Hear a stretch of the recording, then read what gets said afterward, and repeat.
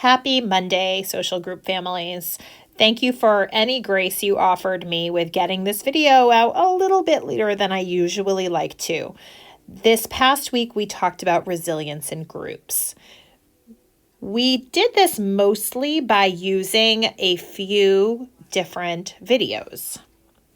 When we use videos in social group, we do a lot of pausing. So I'm going to give you a sense of what we watch, and then as always, I will link them in the comments section below.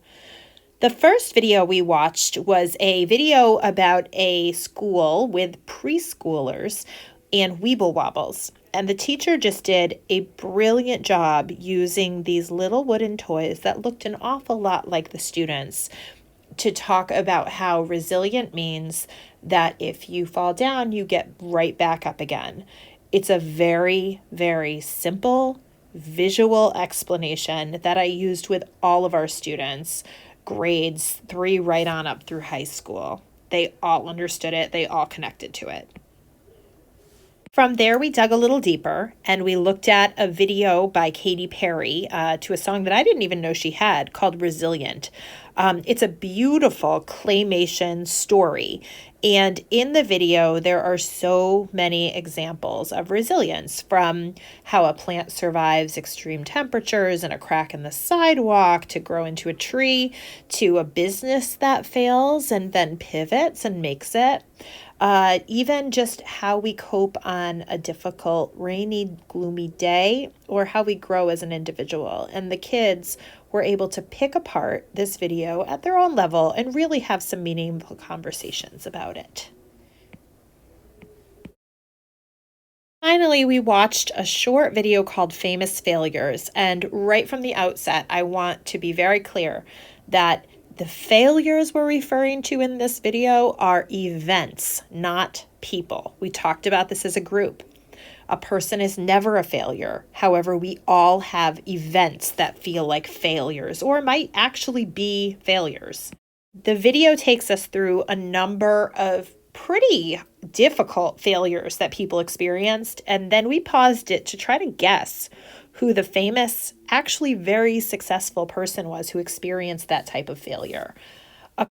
For example, we would see that somebody was fired from a newspaper for lacking imagination and having no original ideas. And then we would wait to see who the person was and be really surprised to hear that something like that happened to Walt Disney.